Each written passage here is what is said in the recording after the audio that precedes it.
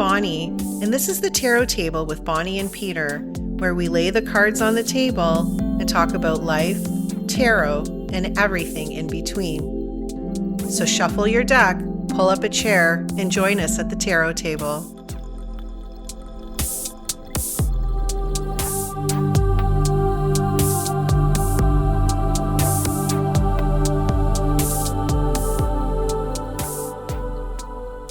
Hi, everyone, and welcome to the Tarot Table with Bonnie and Peter.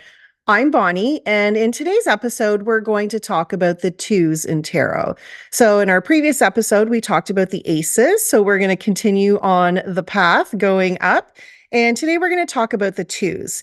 So we're going to give you a general overview of what twos generally mean in the tarot, and then we're going to go into a little bit more detail with each card, and then talk about how the twos play in with their correspondence to the suit that they're in. So we're going to go through cups, wands, swords, and pentacles. And then at the very end, we're each going to pull a card like we do each time and give you our interpretation, our insight into how we view that card when we pull it.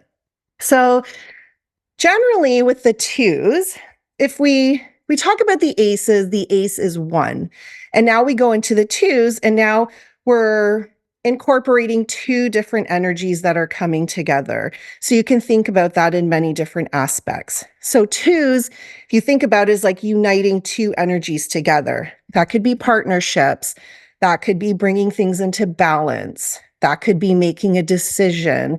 It could also be like two different things coming together. So when you think about the twos in general, it's not just one, but it's two. So it's quite primary if you're looking at it from that perspective, not very difficult when you bring it down into those general terms. And then we go into the suit, and then we bring in the energy of that suit with the element, not the element, but the idea of two things coming together. So that's the two in its most general representation. What would you think, Peter? What would you add to that when talking about twos? Yeah, the only thing I would add is I had mentioned when we talked about the ace, that idea of oneness, and I would just state that when we talk about the twos, we have that idea of two-ness. Now, I won't use this word every time, I won't talk about threeness and fourness and fiveness, but the concept of one and two, because they are very simple numbers, we really do have an understanding. And you talked about the concept of balance and the idea of choice. I would add to that the idea of conversation and reflection and the awareness of other. Whereas so anything two is often about something else along with ourselves, whereas one is often about that unique area. Two brings in another thing. So it could be another person. And I think about the Two of Cups, could be another concept or another idea. I think about the Two of Swords. So that idea of other would be the only thing that I would add to the concept of two. And think about that when you're thinking about those numbers, especially one and two. We know an awful lot outside the tarot about one and two. Well, what does one represent and what does two represent?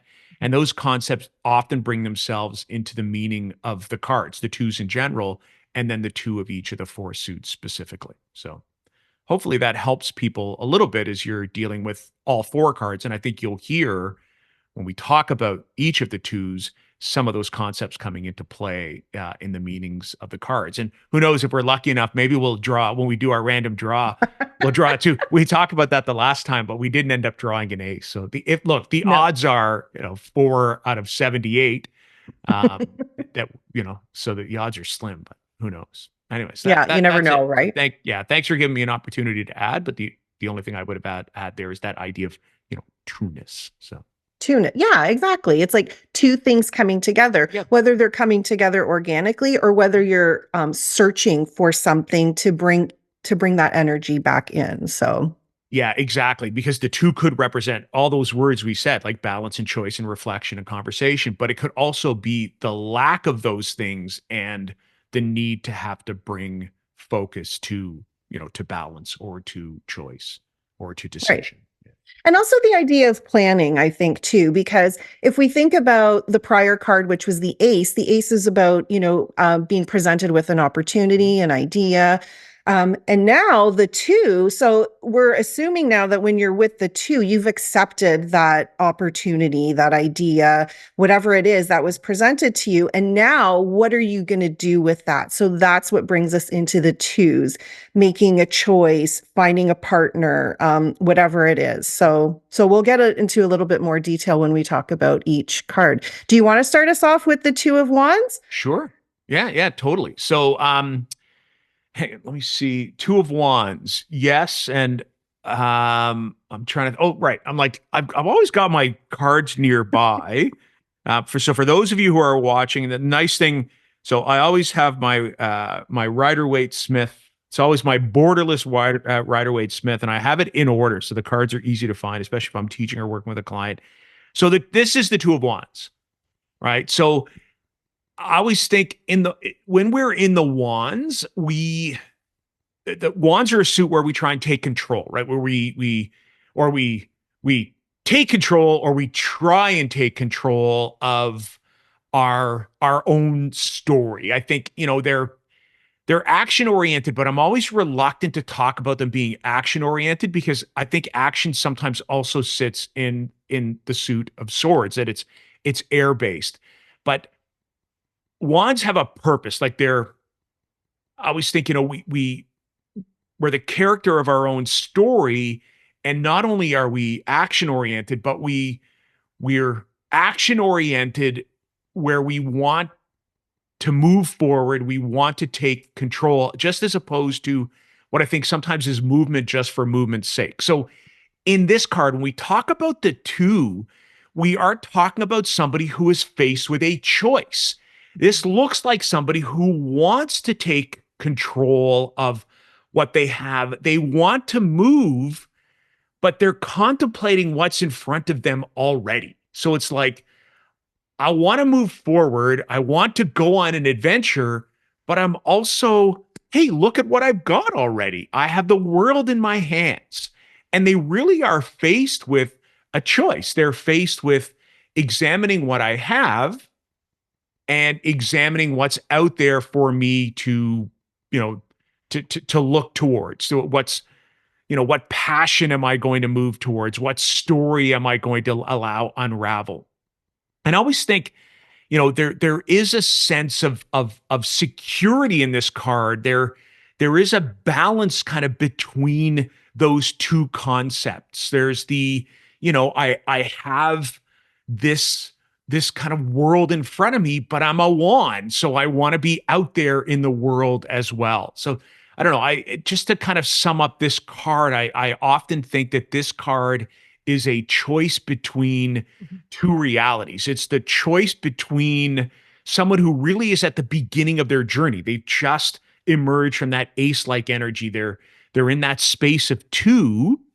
So they're like, wow, this kind of movement thing is cool. I've got this, this world in front of me, and I'm looking out over what I have, but I'm also just that too. There's still 3, 4, 5, 6, 7, 8, 9, and 10 to go. I want to go out in the world. I want to seek things. So that's when I encounter that too, I really do get that sense of choice, that sense of balance between two things. But I also see this one, which is odd for it too. I do see an element of stability in this card as well. And that might be because of the firm ground that the person is standing on. It might be because of the structure they're standing behind. It might be that the character in the Rider Waite Smith doesn't exhibit any kind of movement, that they're standing still. I don't know. You always, have an interesting take, or have things to add, and I know you're going to add something here to the Two of Wands, Bonnie. The two. Yeah, well, I say this all the time. I love the Two of Wands. Of the twos, well, the Two of Wands and the Two of Cups are probably my favorites.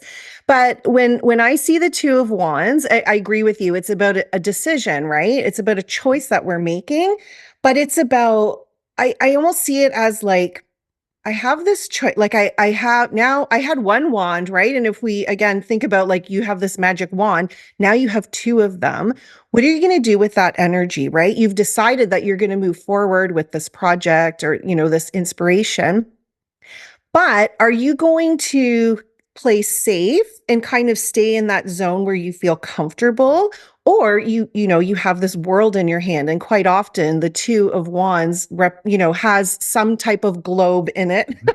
Mhm. There's a lot of representation of that in many different decks. And it's like, am I going to take this out there? Am I going to, really be adventurous with this? And I'm going to, push the limits. So it's really about planning and taking action, taking that first step.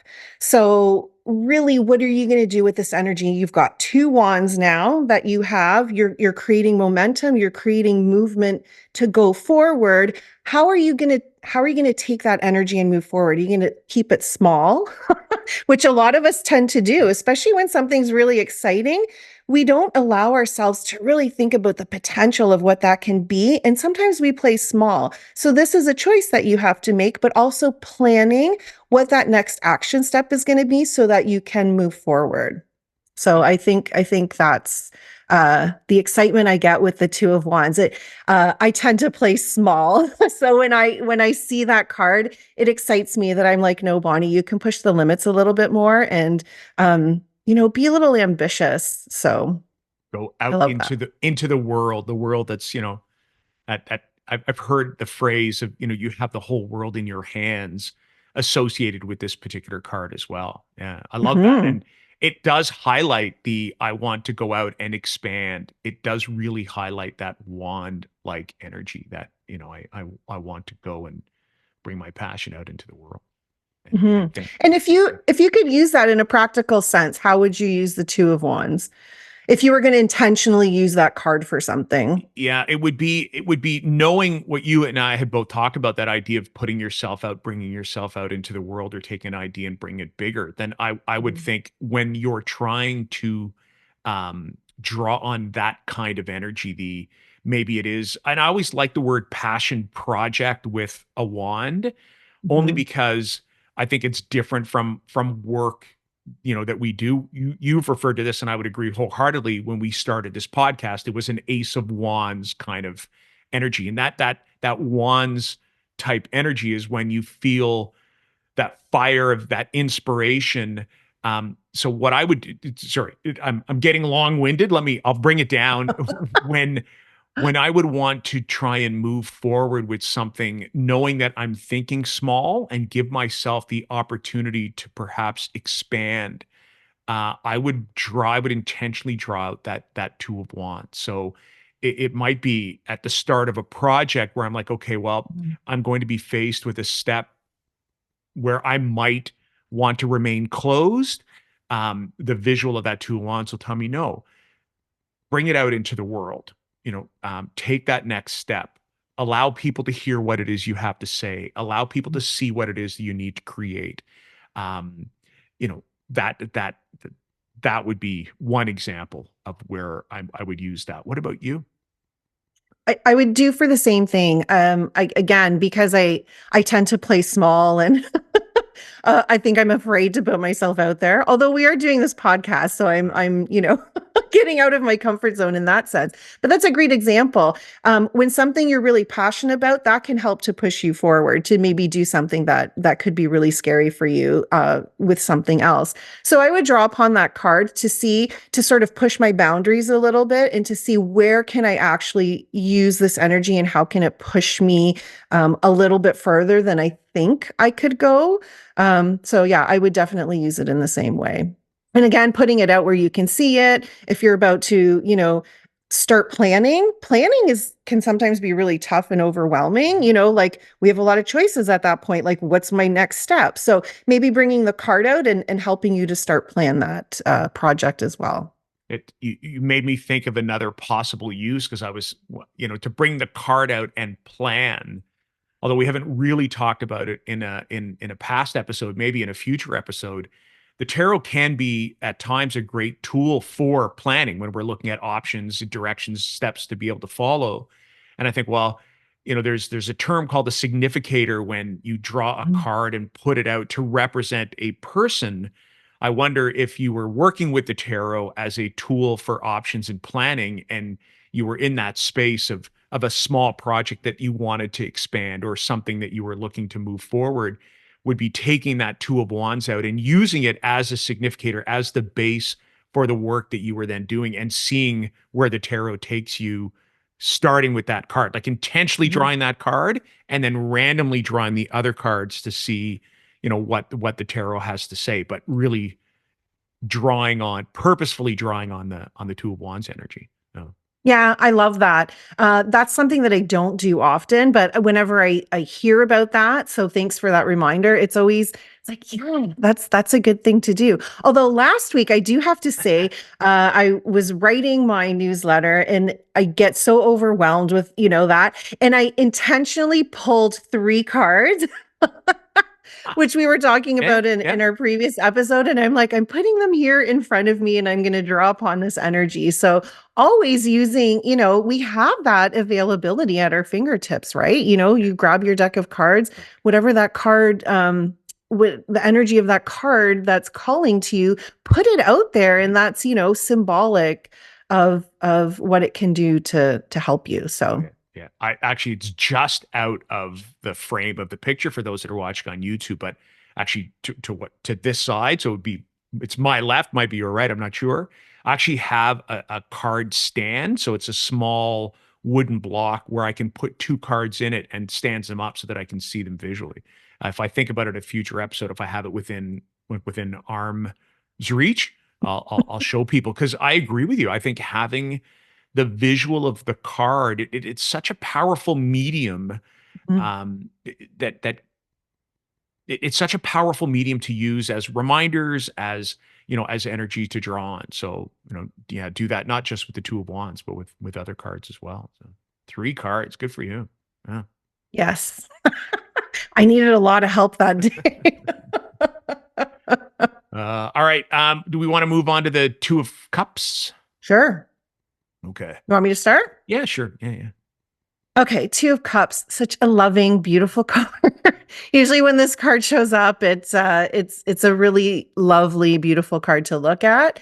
I see this card in a couple of different ways. So again, when we're talking about cups, we're talking about relationships, love, our emotions, even our intuition. So quite often it'll signify the bringing together of a partnership in whatever way that makes sense for you. It could be romantic, quite often it is, but it doesn't just have to be romantic. It could be a business partnership. It could be a new friend. Whatever, something else that is going to be in partnership with you that's harmonious.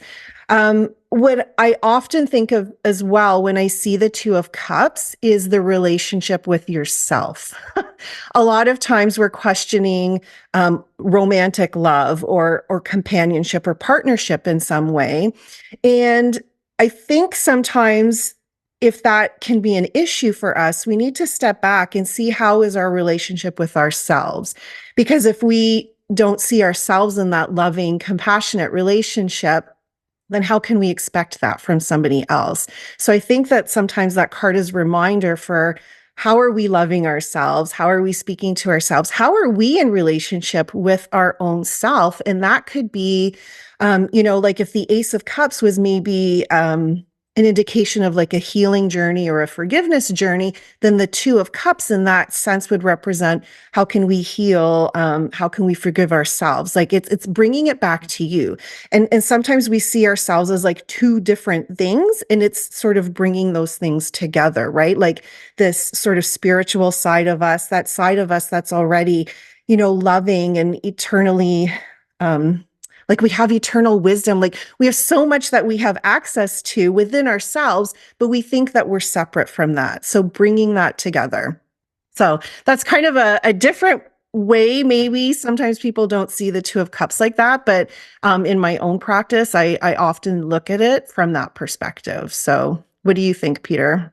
Yeah, look, I love the way you talked about the idea of love for self in that card. I wouldn't have looked at it that way, but I can completely see because I agree with you. I think often we see this card as an indication of a romantic relationship, but it doesn't have. I've always said it doesn't have to be. That the word I often use to describe the energy around the Two of Cups is covenant. Is that Mhm. strong connection, and we can Yeah. do that. We can do that legally.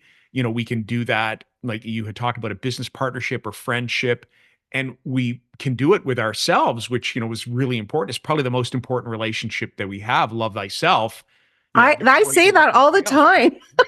Yeah, The most important relationship you can have with somebody is with yourself. So yeah. thank you for saying that. Well, and because I think it, like, to me, when you think about the Two of Cups, it I mean, you had said it's one of your favorite cards. I would agree. As a matter of fact, as I was considering tarot-based tattoos, and I finally got one, I almost got an iteration of this particular card. Like, that was one of the things I was considering was, the kind of two cups intertwined with the caduceus.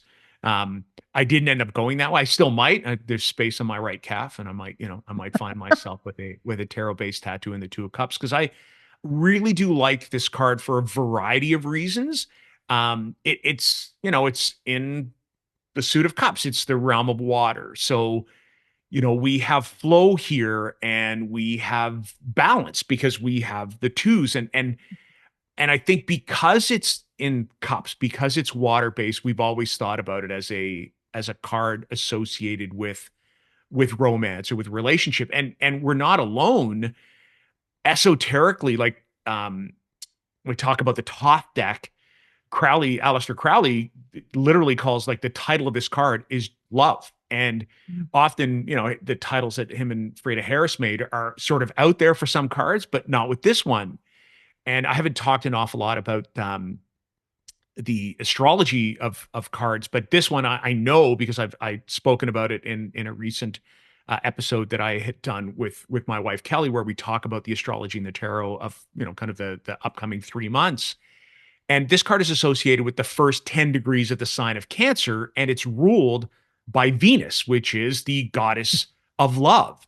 And I think, the first 10 degrees of Cancer for us in the Northern Hemisphere is the start of summertime. It's the idea where, everybody's kind of in love with everybody and in love with everything. And, it has that energy. So to me, this card really does, it does signify a connection with something or someone else. And again, it can be a romantic partner or relationship, but it doesn't have to be.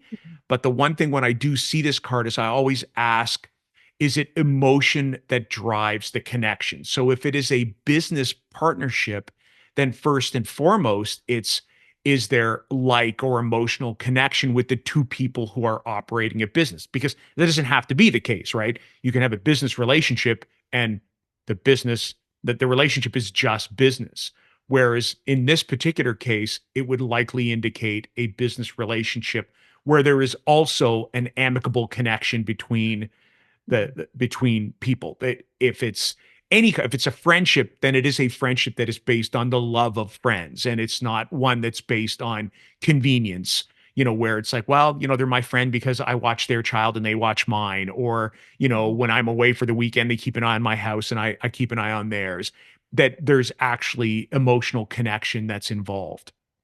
And as you had mentioned, though, I think it's a card that can also indicate the idea, and it's related to what you had talked about with the idea of relationship to self, that it can be a card that points towards the openness of the heart to heal.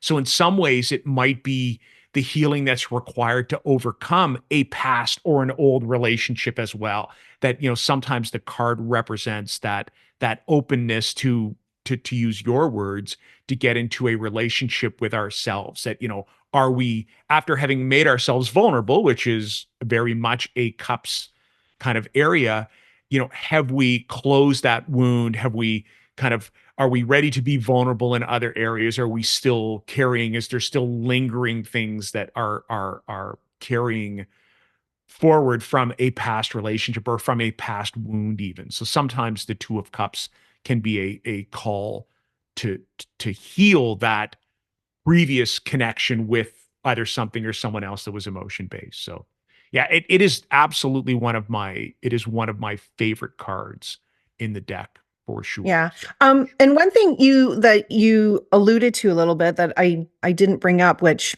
I often say when I'm talking about this card, is the idea of mutual respect and mutual the emotion, right? So that when you were talking about having that emotional connection with somebody else, I think it's important for people to realize that when the Two of Cups come, it's two people coming together with that same sort of emotion. It's not like one loves the other one more, right? It's very much yeah, a mutual bond, a really strong bond and a strong communication between two people. And if we're thinking about the self, the same thing, creating that really strong bond with yourself, mutual respect. Yeah. So, Well, and which could bring in it's almost a great segue into, well, what could the practical aspects of this card mm, be? And it's like, well, if you're trying to draw on that kind of energy, this is a beautiful visual. mhm, And in most decks, because I think about the Rider-Waite-Smith, where it has two people standing together, gazing at each other, looking over a cup. The cup is actually intertwined, mhm, with it's either it can either be, I guess, is it the Kundalini snake or the Caduceus that's kind of got itself wrapped around, where sometimes it's two things and sometimes it's only one thing. It's like two becoming one. It has all of that level, and a big, big watery cups, and like it has all of that kind of energy. So when you're looking to focus on that, when it's a question that, I'm either, I'm ready to receive that type of, or to be in that type of space, then that card is a great visual reminder, or a card to work with to help bring that forward. So I don't know, anything different that you would look at there? no, I think that's a beautiful way. If you're wanting to invite a new relationship into your life, whether that be romantic or, maybe even strengthening a bond that you have with somebody, I think that would be a really great card to pull intentionally to draw on the energy of that to strengthen that relationship or to open yourself up to receiving a new relationship in whatever way. Maybe you are looking for a new business partner. Maybe you have this great idea of starting something and you want somebody by your side to do this with. You're not quite sure. Drawing on the energy of that card to bring that person, that individual to you. So in whatever way you're looking for a partner, I think that's great. So, Yeah. And then I'll add, for those who have a bit of an astrological slant, as the sun moves into Cancer, which signals the northern hemisphere's summer, the degree at which the sun goes, which 0 degrees, like goes into 0 degrees Cancer, the first 10 degrees of Cancer are represented by this card as well. So sometimes that mm, summer-like energy can that this card can also um, represent that summer like energy. So if you're in the midst of one of our like heavy Canadian winters and you're looking to draw on some summer energy, sometimes pulling out the Two of Cups and a reminder that, oh, this represents kind of that energy from when the sun is from 1 to 10 degrees Cancer, which is roughly June 21st, 22nd, right until June 30th. It mm. can give you that little ray of sunshine as well that comes from that. So Such a plethora of knowledge you are, plethora. Peter. Yeah, plethora of vocabulary Plethora of using the word knowledge. plethora. I love it. Okay, should we move on to swords? Yeah, let's do that. Let's do You that. want to tackle swords? Yeah, yeah. So yeah. Two of Swords, and I'm gonna bring up, I didn't bring up the visual the last time, but I've got my deck kind of sitting here. The Two of Swords, I actually refer to this card in the Rider-Waite as Little Justice because of sort of Mm, how it sits. And in the same way, and this is where I was kind of reflecting on the Two of Wands. I always think this card also has a level of solitude, which is interesting because solitude is very much an ace like energy. Um, but I always think this is a card that highlights the fact that the person in this card has to make a decision. And mhm, that decision is often represented by the two swords, that idea, that concept, that thought of this or that. but they're blindfolded. And I think, the blindfold is sometimes a reminder that what they have to do is focus on making that decision. That the blindfold removes the distractions that might prevent focusing on the choice or decision that we have at hand. So this card kind of calls on a choice to be made. I also remind people when this card comes up that it might not be an easy choice that needs to be made. I mean, these are not small swords, right? They're hard to carry. But then I think, but she's doing it, right?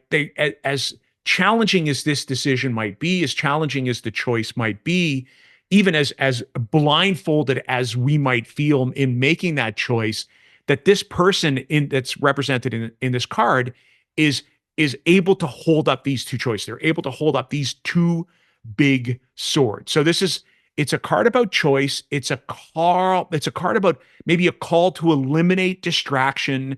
It's a card that recognizes that some choices are hard work, that making decisions is hard work. The last thing I think about in this card is the water that's in the back of this card, which is odd for a sword card because swords are in the suit in the realm of air. But I think it's a little wink towards the fact that sometimes it's hard to eliminate the background noise that our emotion brings into play. So if we think about this, and if you could just for a minute again, for those of you that are watching on YouTube, I'm holding up the Rider-Waite-Smith's Two of Swords. But if you were listening on Spotify, finding this image would be relatively easy. In the background is a surf. And I think, if we put ourselves in this card, we would continuously hear that water. So I sometimes think that visual is a reminder that even though we need to be logical in our choices, even though we want to be discerning, we really do want to be that cutting, I have a decision to make. Sometimes shutting out emotion that runs in the background that I think is represented by the surf is difficult to do. So, that's where I would go with this card. The one thing I would point out, and I had mentioned the names of the Thoth deck. So I sometimes talk about the three families of the tarot: the Masai, Thoth, and the Rider-Waite. Thoth calls this card peace, which is interesting when I think of the idea that what we're trying to do is quiet the mind so that we can focus on making a decision. And again, I go back to the idea that this person is blindfolded so that they're not distracted, so that there are no distractions that pull them away from being able to make what can be a difficult choice. So that's when I think of this card. It's always it's choice focused, it's decision focused, and usually around two either competing options or two options that seem to be of equal value, of equal weight, of equal size, right? There's one sword here is not bigger than the other, that kind of thing. But then I just to repeat, the idea of that emotion, that intuition that sits in the background is represented by the surf. It's also represented by the moon that's hanging in the sky as well. That there is sort of an emotional piece that comes with this that might be there as a distraction. So those are my thoughts, around the interpretation of the Two of Swords. What about you? Yeah, that you gave a very well-rounded interpretation of that card, which I'm sure everybody would agree with, and that's really the general meaning of that card is making a really tough decision. And I love what you say about the blindfold because people sometimes look at it the opposite way of we're blindfolded so we can't see. So it's like take off the blindfold to get clarity. Mm-hmm. So wherever you sit in that sense of if you need to make a decision and you need clarity, how can you get clarity? Is the clarity by putting on a blindfold to go within to try to figure out that decision? Or is it to sort of like remove the blindfold so you can actually look at your options that are sitting in front of you and make a decision? So I think you can look at it from both of those perspectives. And the other thing too is what I love what you say about the water. You can also think about she's got the swords and she's holding them in front of her heart, which means her heart is closed off, which is another indication that this is more of a thought-based decision that you have to make and not so much a heart-centered decision. So a lot of times we make decisions with the heart. And I think in this case, we really need to use the mind analytically to figure out what the best path is. So sometimes it could be as easy as making a list of pros and cons, right? It's hard to make. I know I am the queen of like having a really hard time making decisions. So this card speaks to me.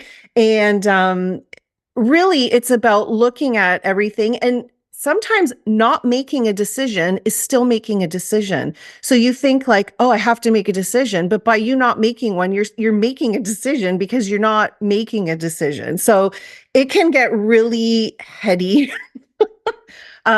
So it is a difficult card when that comes up for me. I know that I have a lot of thinking and planning to do, but I know that I have to really rely on um, the mind to make that decision for me and to really block out distractions. I do look at that as putting the blindfold on to go within to get clarity. So, Hmm, hmm. Huh. yep. All right. What about practical aspects? So, using this card in a way that might be helpful. Any ideas there? Yeah, making a decision. Making a pros and cons list maybe, right? Like that seems so again primary like like things that we dismiss that are really simple to do and we think, "Oh, I don't want to do that." But if you actually start writing things out, Mhm, sometimes one weighs out the other and you think the other one has so much weight. But when you actually go to look at it, you're like, oh, there are a lot of pros to making this decision. Or on the flip side, there's a lot of cons. Maybe, I should go the other way. So yeah, if you're contemplating something, maybe pulling out the two of swords to give you some clarity mhm, mhm. um on making a tough decision. Yeah. What about you? I How would would you use this one? I'd go from I'd in the same vein, but I'd use it from a more practical. I'd use it in a practical perspective. So when you look at the card, and I say the card of the Rider-Waite Smith, but for the vast majority of the images of this card, there's usually the concept of cross swords or that idea of someone, usually a woman who is blindfolded as well, that if you eliminate the background, there's a real symmetry to the card that the right Mhm. side and the left side are almost the same. And I would suggest this is a great way to use the card physically. Lay the card out on a table and write down that center line of symmetry with one sword on one side and one sword on the other. Create your pros and cons list, or create an option one, option two, like whatever it is, whatever the decision happens to be. Use the card itself to divide up your thoughts. And again, it Mhm. does a couple of things, right? It's your thought because you want to be in your head, as you mentioned. We talked about the idea of either background water that's running, or the idea of the closed heart with. So thank you for bringing that up. The idea that the swords are crossed in front of the heart. To recognize that this is a decision that actually needs to be made without the background noise of emotion, without the implications of the heart. That it's a decision made from the head. um, eh, so so writing them down, using your thoughts, using your head, focused on logic, can be helpful. And then I had mentioned the idea of the pen or the pencil being a sword. We talked about Mhm. that the last time, where it can be an air implement, a way to get your thoughts on paper, a conduit between the airy concept that is in our mind and making them tangible on a piece of paper. So that would be, if you're looking for an exercise, a practical way to use the card itself. Then I'd pull the two of swords and like literally divide a line right down the middle, and then again, whether it's option A, option B, whether it's pros and cons, whether it's like, dislike, whatever it happens to be, Yeah. whatever works for you, to do it that I way. love that to create that Mhm. visual, like you're actually the cards on the table and your lists are on either side. That makes it a lot more I don't know, not interesting, but like There's some great visual ways to use the yeah. cards, and maybe in a future episode we'll talk about this. I even think about the idea of expanding the borders, and someone whose name I can't remember has created a deck where they've done just that. So they've kind of gone wide screen and shown you what what they think exists outside of the cards. Those can be Uh-huh. excellent exercises to use kind of visuals, use the symmetry, use the images of the card itself. So just as an aside there, maybe we'll dig into that a little bit deeper. But for Yeah, now, we're going to stay with the we're twos. gonna stay. And We're we've not got, gonna go that's right. offside. No, we've got one more. We've got one more to We've got go. one more. Yeah, we've got the two of Pentacles. We So got the Two of Pentacles. Are we ready? yeah, I think so. Okay, so Two of Pentacles. When I see the Two of Pentacles, I think about balance. And also like trying to juggle things. So, where can you find balance? And again, what is out of balance in your life at that particular time? And when we're talking about pentacles, talking about the earth element, we're talking about those material, those physical things in our lives. It can also, be our bodies, our family life, our homes. So I often look at this card as like work life balance. Like, where are we in that work life balance? Because, too much work, too little play. Or vice So, versa, right? Or vice or versa. vice versa. Yeah, exactly. So, but it could be many different things. But this idea of bringing things into balance, but also knowing that you can balance things, right? Sometimes we think we can't. Like, it's like, oh no, I don't have time to do that. Well, maybe this is now an opportunity to figure out, why is it that you don't have time to do that? Maybe that's just a belief that you have, or where can you find more time? So really about bringing things into balance, into harmony, and yeah, trying to find balance, I guess, is my big word for that For this card. card. What about you, Peter? How do you probably have something different to No, say about this not at one? all. Like, and it's really funny because the Two of Pentacles is, and I don't, I mean, I take notes when I'm working with clients so that, I kind of refer to a previous reading when, I have repeat clients, but based on memory, this interestingly enough is a card that seems to come up an awful lot in client work. And it would be exactly as you described it. It's the idea of balancing things, because often in this card we see somebody who is balancing, two pentacles or two coins.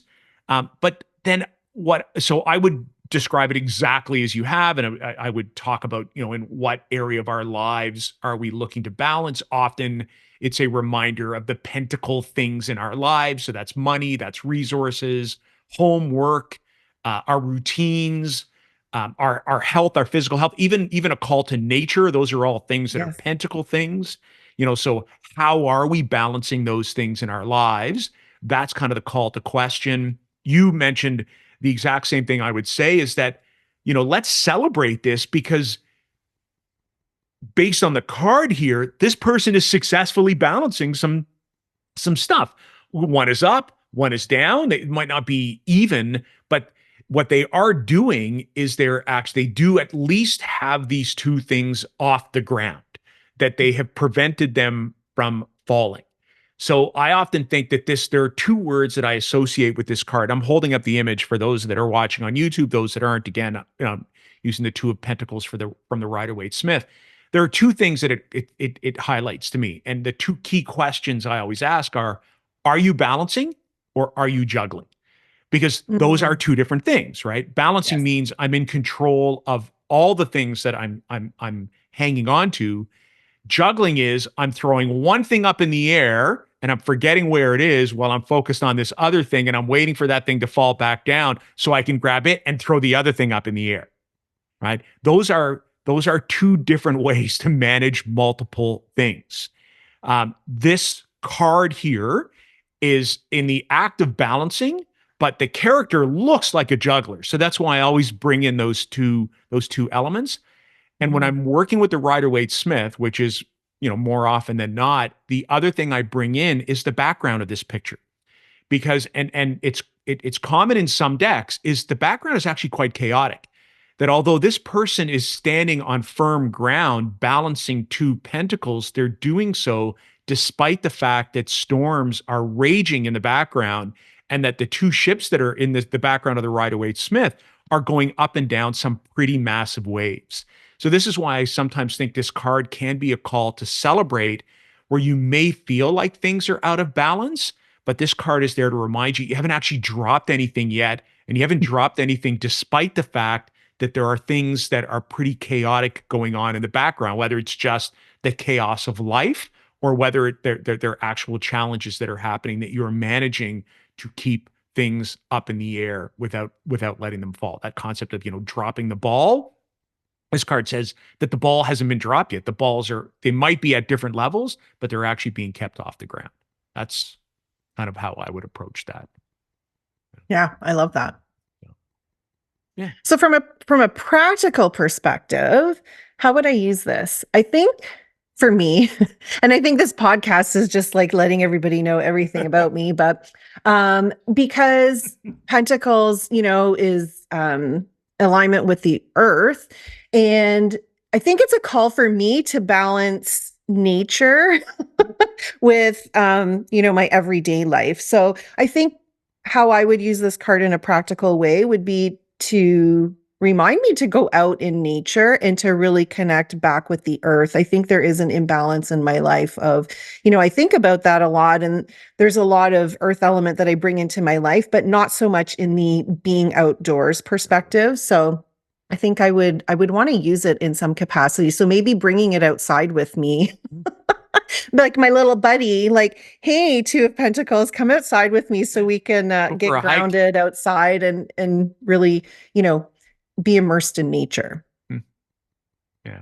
How would you use it? This kind of card, and I had written a blog way back when. I'm not sure because I've done my updated website. I'm not sure that it's now available on my new site, but I had an MRI done years ago. I think it was 2011, 2012. So the blog post itself is quite old. And I had focused on a visualization technique with the Four of Swords, where because of the area of mental calmness that comes with that card, I had imagined the card itself as a way to make myself calm inside that MRI tube because otherwise there was no way. I mean, I was I was in my head. I was, the technician kept saying, got to stop moving. And I'm like, I'm not moving. Oh, yes, you are. I can't get a clear image. I'm like, I must have been twitching, doing whatever. So I used that card as a visual exercise and it really did work. I would do the same thing with this card because in almost every iteration of the card, if somebody is balancing something, although they're keeping them off the ground, they're actually not in balance. One is usually higher than the other. And if I was trying to, and often for me, I think of pentacles when I think of a health routine. So for me, that's Mhm. level of activity, working out, movement, hiking, tennis, whatever it is that, hockey, skiing, whatever it is I'm doing to keep active. If I sense that something is out of balance, then what I would look to do is I would close my eyes and visualize this card with the juggler or the person who's balancing them so that they become even. So the one that is being held up, I bring it down so that they're both parallel to the ground and at the same height, literally putting them in balance. So I Mhm. find exercises like that when and this I always find this very helpful when you're familiar with the cards. And it's one of the reasons why I stick to or go back to the Rider Waite Smith, although I am, and again, another future episode, I am branching out into different decks, which I can talk about if we ever do a third iteration of favorite decks. I'm starting to kind of shift away. But as you become really familiar with these, iconic images, it's really easy to sort of, for me, I close my eyes and I'm like, all right, I've got to put things in balance. This little juggler here with this big funny hat, I just have to make sure that he takes those two coins and brings them level with each other. And I Mhm. find that that's a helpful visual reminder to try and bring things into balance. So that's I kind of love that. And you sparked another idea for me excellent. and how we can Excellent. use this card because my idea was a little lame. So if you love yoga or if you're curious Yeah. about yoga, it'd be a great card to bring with you to the yoga mat. Mhm. So I right away I think of tree pose, right? So this the juggler on the Rider Waite Smith card, he's standing on one foot and he's Correct. juggling, right? So if we think about the tree pose, we're standing on one foot and balancing. So whether you can do that or you want to hold on to a support, but if you're having trouble in yoga and balance poses can be really difficult for people, bring that card with you to the mat and embody the energy of balance. And it's okay to fall. Like that's how we grow and we get bigger. I mean, nobody expects you to always balance on one foot, but that might be another practical way that you can use that card. Bring it into your yoga practice for That's those balancing poses. that's fantastic. I love that. I love that. Mhm. So we've gone through all four cards, all four twos. We've given you our interpretation. We've talked about the twos in general, and hopefully given you little practical ideas as to how you can use the cards outside of interpretive work. So outside of guidance or a spread or a narrative. Uh, so we get to that point now where, speaking of interpretation, we're going to shuffle and draw. Um, and Yes. I'm not going to use the Rider Waite Smith. Actually, now that I've got a little bit of a handle on the decks as I rework my office, I'm actually going to use the Ethereal Visions Tarot, like the Luna. Ah, okay. Going to go with that. So, Nice. You want to pull first? yeah, sure, Oops. sure. Yeah, I've got it. I had it here ready near my microphone. So let me just do a bit of a shuffle. And I'm really getting to use this. There are a few decks. So this one, um, the Urban Tarot, which I've just recently Mm. purchased and looking my way through it. Revisiting the In Between Tarot, since I will just say we have an upcoming guest that would be somehow linked to this deck as well. And then of course this one here, the Ethereal Tarot, which I'm looking at too. But for now, all right, I'm going to stop talking, draw a card. Oh, wow. Okay. Sorry. I looked at it and I was like, oh, which knight is this? And it's not actually, it's the Eight of Wands. Now, the Oh. interesting thing is I hold up the visual is that in this deck, the reason I was caught by surprise is in almost every single deck, even decks that are not kind of based on the Tarot de Marseille, that are based on the Rider-Waite Smith, the Eight of Wands is usually eight wands flying in the air. It's some kind of visual of eight wands. Whereas the Eight of Wands in this deck is actually somebody who is carrying eight wands in their pouch, but is moving forward on a horse. And it's so appropriate for this card because this is the only thing that I would ever say about this card is it's about forward movement. Um, the card is often referred to as swiftness. That's actually its esoteric name with the Hermetic Order of the Golden Dawn. Um, and it is often about moving quickly from one thing to another. But Mm. you got to remember that it's the Eight of Wands. So to me, it's always about forward movement, but it's about bringing your enthusiasm. It's about bringing your passion. It's about bringing your creative spark, your insight, your ingenuity with you. It's about bringing all the wand stuff with you, which is really interesting because in this card, that's literally what the person's doing. They're moving forward on a horse and they've got the eight wands that they're bringing with them. So, um, and so almost always, like, this is a card that is a call to movement. And the other thing that I would mention, because there are cards I think sometimes that can have multitudes, or a broad range of interpretations. This isn't one of them. This card to me says, it is movement. That the only thing I would add is that it's movement in the realm of wands. So it's movement of those fire things. It is movement forward and not backwards. And it's the idea that moving is actually your friend, that it's telling you that movement is actually something that you should be looking to do. So sometimes it's a card that if it shows up, if you are stuck, it is saying move, move, move, and move some more. So Mhm. that's to me, this card, I want to say it's an easy one to interpret. But I'd be curious to know, if you have, yeah, if you have different things that I can add to my interpretation, because I might also be, might be about movement, movement, movement, and I might be stuck in my own interpretation. Hard to, teach an old. No, I mean, for sure, it's about movement. I think about this card as momentum, right? Like the momentum is there, and now's the time. Yeah, to take Yeah. action. So if there's something that you're contemplating, like this is telling you to go for it, like there's momentum that's there. And even if you're not feeling that momentum, knowing that there could be stuff happening behind the scenes that you can't see, but the energy is definitely there, so take action. It can also be a trip, right? Like a lot of times the wands are flying through the Flying through air. the air. So it could maybe indicate that you're going to fly somewhere, or you're going to go somewhere. So sometimes I like to throw that into it, that it could actually mean that you're flying Yeah.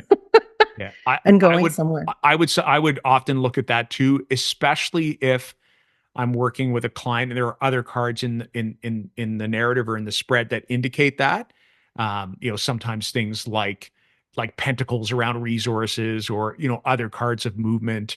Two of Cups, along with the idea of the Eight of Wands might be movement, with someone else, could be, a honeymoon or a romantic trip with a significant other, those kinds of things. Yeah, thank you for that reminder too. Yeah. Yeah, I love, yeah, Eight of Wands energy is good. It can be heavy, like it can be a lot of energy though. So Well, there's eight of them, be right? So ready it's for it. Yeah. yeah, totally. Yeah, that's a good point too, because there are eight wands, and this is fire, right? This is not, we're not talking about slow moving stuff here. Yeah. We're talking about speed. We're talking Yeah, about speed. exactly. But Yeah. the one thing I would always add is that as hard as it might be to manage, if you can manage it, then speed is there from an advantageous perspective. It is there to help and not hinder you. So Yeah, that energy is backing you up. backing you So up. Yeah. Yeah. yeah, take that energy and go with it because it's ready for you. Yeah, totally. This is your jet engine, and this is the fire of a jet engine that's projecting you forward for sure. For Hmm. sure. Oh, Hmm. thank you for that. Okay, your Thank turn. you. My turn. Okay, so I'm using the Tarot of the Witch's Garden by Oh, Sasha Graham. oh yeah. And as I was shuffling, a card fell out. So I'm going to honor the card that fell out. And this kind of makes me laugh. So it's not a Not a two. two, I was gonna say. It's not a two, but it's very similar to one of the cards that we were already speaking about. It's not I don't know if you justice, can. is it? No, No. no, good guess though. It's the Oh lovers. wow, okay. All right. So yeah. Yeah, so the Lovers is a major arcana card, and in Sasha's deck, in this particular deck, it's beautiful. I mean, well, there's a man and a woman, they're sitting under a tree, they're intertwined with each other. There, there's apples. Um, so I would interpret this card very similar to how I would interpret the Two of Cups, actually. So, quite often, the Lovers card, although it's called the Lovers, can be about a choice. And if we look at the Tarot de Marseille, that card is depicted with a man choosing between two women. And quite often, it's like the woman, maybe the fiance, the girlfriend, and the mother. So, kind of like, oh, I'm kind of caught in between. So I often look at the Lovers card as a choice that you're going to be making. And again, it's this choice that you're going to be making. It needs to be a heart-based choice. Whatever choice that you're making is coming from a place of love, but also from a place of union. And also when I look at the Lovers, because it's the number six is about nurturing that, like nurturing compassionate energy. So sort of bringing all of those things in. Of course, it can be about a commitment, right? So often the Two of Cups will denote the beginning of a relationship, and the Lovers is generally an established relationship or somebody that you're going to have a commitment with, long term. Again, it doesn't have to be romantic. It can be a partnership of some sort, but bringing of two things together. Again, self love, I would definitely bring that into this card as well. Sort of the same way that I see the Two of Cups, that relationship with yourself is equally as important as relationships that you have with other people. So that's kind of my interesting way of looking at the Lovers. How would Look, you see and that, look at Peter? you bringing in the Tarot de Marseille. Like, I you know, I love I love the Tarot de Marseille. yeah. I actually, when I was learning the tarot, I wanted to test myself because there's no pictures on the pips, right? They're just in like two wands, two cups. So I didn't want to rely on a picture to, spark my memory about what I thought that card meant. So I love the Tarot de Marseille. Yeah. Yeah. I'm slowly, as an aside, because for people who are, watching or listening to our podcast would know that the bulk of my time I spend in the Rider-Waite or Rider-Waite Smith, but I'm slowly actually looking at the other two branches, at trying to go back to the Toth deck and also trying to go into the Marseille deck too. And when you talk about that idea of choice, because you're absolutely right, and we're talking about images that have been part of a tarot deck probably, since the 16th, but most definitely the 17th century. We think of the convert deck in and around 1630, 1634, and that image of the lovers was there, and it's exactly as you describe it. It's usually a man choosing between, you know a partner and his mom. And then I love that, because to me, I would interpret this card and say everything that we said about the Two of Cups, just bigger and deeper because it's a major arcana card. Mhm. So, but I'll go back to that idea of choice, because esoteric societies were so enamored, interesting word to use for the lovers card, with that idea of choice that they associated. You'd think, well, if it was a card of lovers, what astrological association would they make? Probably Venus, right? They would attach this to Venus. They didn't do that. This is a card of Gemini. This is the card of the twins. It's the card of duality. It's literally the card of this thing and this thing. Like, they highlighted the concept of choice right inside this card. So it's a biggie. It often shows up when, in some ways it could almost be a blend of the Two of Cups and the Two of Swords sort of Mhm. together. Mhm. When it could be the idea of facing a choice, facing a decision. But I always think when it's a major arcana card, though, it is the scope or the depth of what we're facing is just that much bigger. And you alluded to that when you said, Two of Cups might be the start of, or, the initiation of a relationship. If the Lover's card was focused on a relationship, there would be depth to that relationship. And it might be depth based on intensity, but or depth based on longevity, but there Mhm. would be a depth to the connection that it's referring to. So, what And a, also to and it's if not a we look two at, card, right? Like, yeah, but it is a card that really focuses on, even the glyph for Gemini is the Roman numeral two often. Like, it is kind of a two card. So sorry, I cut you off there. it is kind of, no, not at all. If we actually, I have the card right here. Sorry, give me one Yeah, second. yeah, yeah, yeah. Oh, so again, apologies if you're Oh, the big watching the or big if teaching deck. the big teaching deck. So, if we look, so this is from the Rider-Waite Smith. This is the Lover's card. There's an angel, and the angel is above the man and the woman in the garden, which is sometimes, representative of Adam and Eve. But I also see, when I think about the Lover's card, I think of it as like a divine, like, you're like, divinity has a Yeah. play in this choice that you're making. Like, you're divinely supported in this choice, in this union that you have. So that kind of just adds another dimension, that it's this sort of celestial if you are having a hard time making a decision, like, you're being supported in sort of like an angelic way, because the angel is there overseeing this union. So, And since you were talking about cards too, I went and found this one, oh, which is L'amoureux, which is the lover's card from the Tarot de Marseille. Now, this is the CBD, so not to be oh, I have confused. that deck. Yeah, Yep. right. The Conver Bendove deck. So it's the same, right? And you can see that it's that concept of choice. The angel has been replaced by a Cupid type or Eros figure that's above, and then the man character is kind of stuck between the choice of two people. So, and we're just sharing all kinds of visuals with All you kinds of today. history I today. know. There you go. We got lots of history of cards. Yes. Hopefully, like I said, people, with whether it was through our two card, or drawing a card each at the end, or um, or the four cards we talked about today, or even the concept of twos. Hopefully, you've learned something from us. So. Yes. And speaking of learning, how can people learn more about you, Peter? Oh, well, as I had mentioned, so website is up and running. Look for a special to come soon. So I will be doing an official launch probably later this month, where I will be offering a discount code for anybody who wants to take any of my courses. So whether that's what is now a 3-course bundle, so that's 11 lessons focused on an overview of the tarot and then deep dives into both the minor and major arcana. You could do learning on all 3 of those classes together as a special bundle, or you could look at each individually and just purchase the classes or the courses, as you need to. Always interactive discussion board in there. I'm always available to answer your questions as you go through material.